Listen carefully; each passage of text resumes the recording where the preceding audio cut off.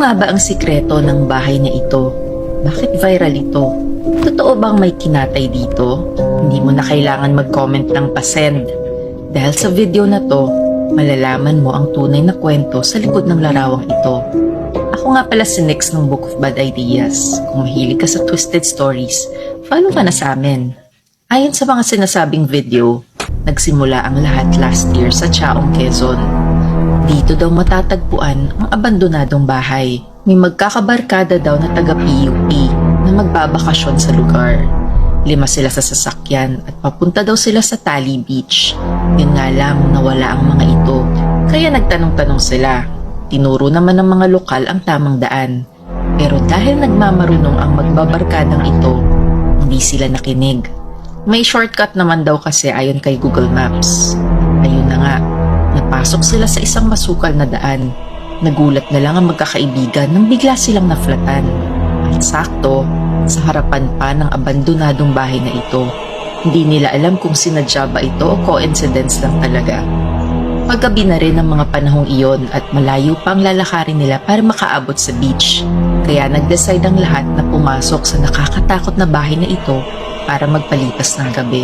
Ang hindi nila alam, may nag-aabang sa kanilang mga nilalang sa loob ng bahay na ito. Pagsapit ng 12:00 ng gabi, nakarinig na si Cyril ng mga kaluskos. Pero sa halip na gisingin ng mga kabarkada niya, nagtago ito sa cabinet at vinidyohan ang mga pangyayari.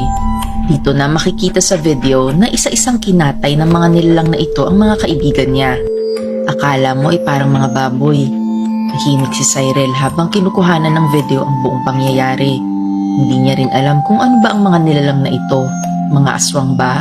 Nang matapos ang pagkatay sa mga kaibigan niya, nakakita na ng pagkakataon na makatakas si Cyril. Pero nakita din siya ng mga ito at sinunod siyang kinatay. Hindi lumabas sa balita ang kahindik-hindik na krimen na ito. Naging missing persons lang sila. Ngunit kamakailan lang, merong isang lokal na nakakita ng cellphone ni Cyril na naiwan sa cabinet. At dito na napanood ang video ng naganap na krimen.